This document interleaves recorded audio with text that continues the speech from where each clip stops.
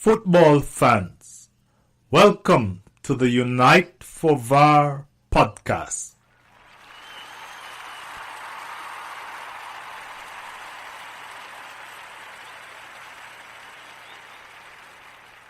This is Shatta from Unite for VAR, and today it is my pleasure to again welcome as my guest the Ars blogger, the one and only Blackburn George from the Positively Arsenal blog.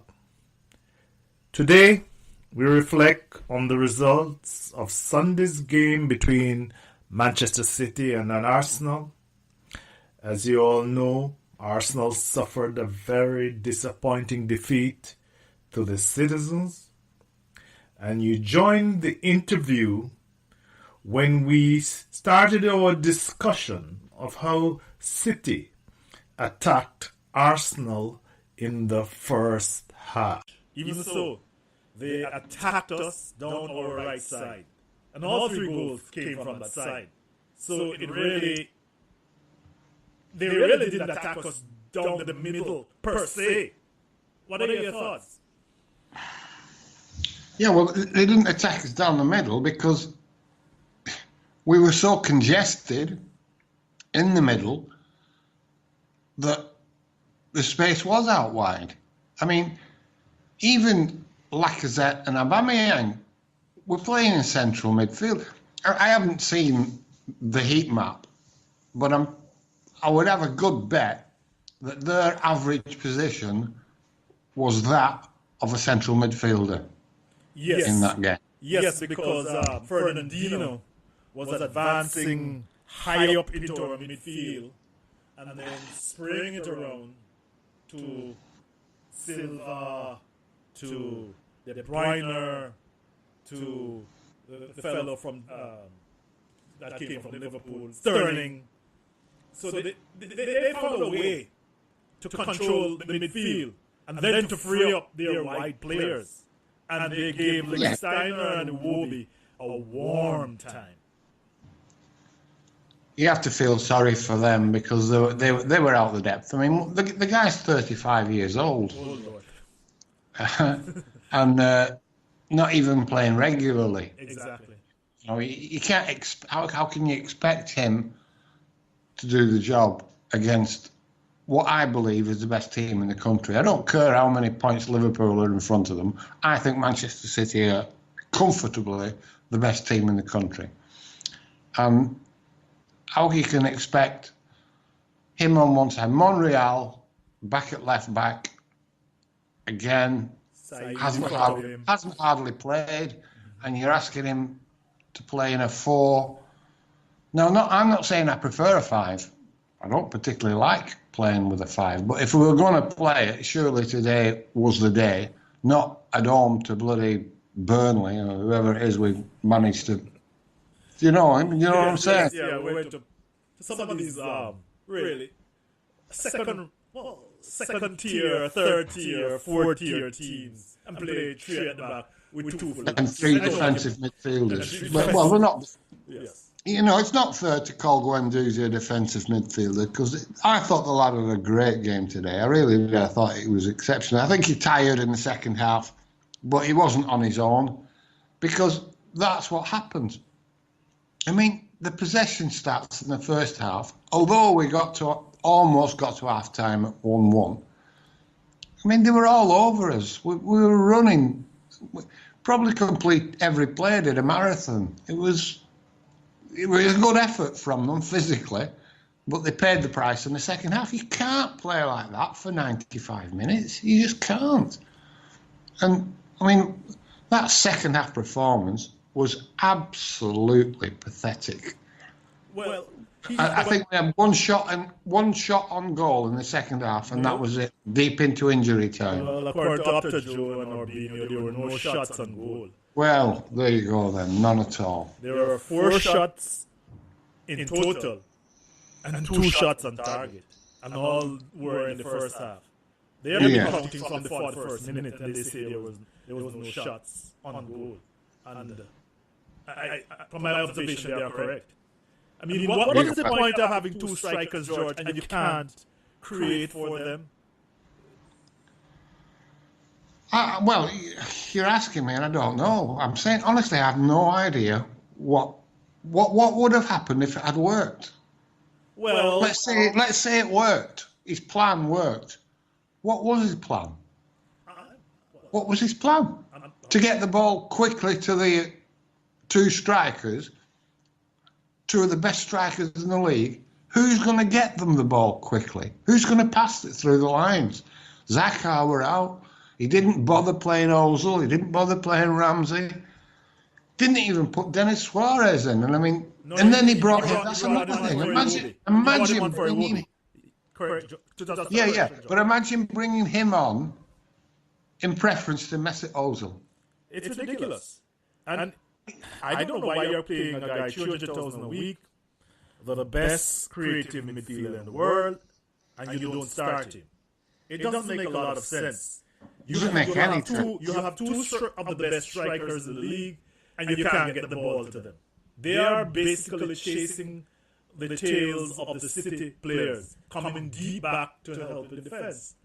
And he's another one shot at Aubameyang. I thought he had a great game. So Koscielny, I thought he had a great game. He made one mistake, really. Yes. Other than that, I thought he had a great game. So you've got four players there, all had great games, and we were absolutely rubbish. Now, if four of your players are having great games, you should be doing something. But four of them played out their skins, and we got nothing. And didn't look like getting anything. I mean, people said that in the first half we were doing all right. How were we doing all right? 22% possession in the first half hour. How is that doing all right? That's not doing all right. That's doing bloody awful. That's Burnley playing at Manchester City, not bloody Arsenal playing at Manchester City. And the structure of the team, it was clearly a plan. Aubameyang and Lacazette for coming deep to join in the midfield to make up the numbers because we were so outnumbered in midfield. It must have been a plan. It was, but what sort of a plan was it? General Custer had a better plan. He paid the price as a little big orange, George. Yeah. Well, George, I think his plan was basically the Chelsea game. Strike. Well, can we just go back to that? Yes. Sorry, Shota, to interrupt. Yes. But the Chelsea game, they basically dominated us at home. Well, they did. But they had no strikers. That's my point. They were toothless in defence. But we couldn't get the ball off. They controlled the game. If they'd had anything like a decent strike partners or striker, they would probably have beaten us quite comfortably. We won that game and we played reasonably well. But come on, it was more Chelsea playing badly than us playing well. That was my. I hate to say it. I want to say it. It's not like the Spurs game. That's the opposite. We outplayed them. We were absolutely brilliant against Spurs. First and second half, especially second half, he got everything right. The players did everything right. We were fabulous. But that's it. End of. Spurs at home. That's it. Well, that was the apex. That was the high point of the We've been downhill ever since. I agree with you. George, we ended up with 41.2% possession. They had 58.8. Yeah, that's because they were just coasting for in the second half, because when they got the third goal, they literally were just saving energy for whoever they've got coming up next. We were doing absolutely nothing. They had to do nothing. They just let us mess about. If they'd have carried on, we'd have ended up with if we'd have got more than 30% possession, I'd have been staggered if they'd have decided to keep playing. But I don't know. It's so disappointing. I'm absolutely devastated. Not that we've lost. Christ, we lose nearly every time we go there. You expect to lose going to Manchester City. They're the best team in the country. I don't expect to win. But I don't expect to play like that either. I don't expect us to go basically with no intentions of winning. It didn't look like the plan was to win. Maybe I'm wrong. Maybe he had a brilliant plan that I just can't see. Maybe everything that he does is right, and I just can't see it. But all we can do is judge what we see in front of us. And up to now, it's hugely disappointing. And that's where I am at the moment. I want to get behind the guy. I want us to win. I want us to win every game. I want us to win every competition. I want us to play beautiful football.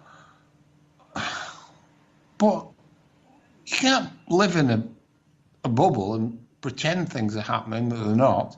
It's dire. It's absolute rubbish. And as much as we want him to succeed, as much as we want the team to play well, you can only go on what you're watching. And what we're watching is painful. Absolutely painful. George, last year, around this time, it was March 1st, they came to our place and they beat us 3-1. We played a 4-1 formation.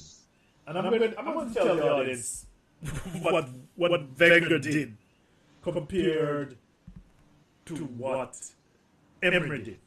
Just to provide some perspective. Wenger played 5 midfielders. He played Mkhitaryan, he played Ramsey, he played Ozil, he played Danny Welbeck, he played Granit Xhaka. It was essentially a 4-1-4-1 setup with Aubameyang as the only forward. George, we had 10 shots on goal and 5 shots on target. We had ball about 530 passes. Today, I'm sorry, we had only 433 passes. Is this progress? Is this the progress that we were sold? I'm asking you. What you also have to remember is, Shotter, we played awful in that game. Yes, I think it was it not just after we'd played them in the League Cup final? Something like that. And we were whacked 3-0. We were down 3-0 by the first half. Yeah, and we played awful in that game. Yes. And yet, even playing awful, we were better than what we were today. You know, I want to make excuses. I do. You know, we've lost a few players. We've lost Rob Holding. We've lost Hector Bellerin. But really, you know, the reason that it's so bad is because Hector Bellerin's one of our most attacking players. He's the bloody fullback, and we attack through him. It's You know, I don't know. George, you're talking about Losing a fullback shouldn't make that much difference, you know. Well, people are going to say that good old Lichtsteiner, and I've seen it. He's been demonized. I've seen some things online that's not worth repeating on a podcast. And people are going to say, okay, you can't fault the guy because he had injuries. But Lichtsteiner had help from Iwobi. And they were the City forwards tormented them. All 3 goals originated on their side of the field. I'm repeating myself. Two of the goals were I put down to Iwobi being at fault. The first one, dilly-dallying on the ball and losing it on the edge of the box. And the second one, he just let somebody run right past him into the third one. Sorry, he let somebody run past him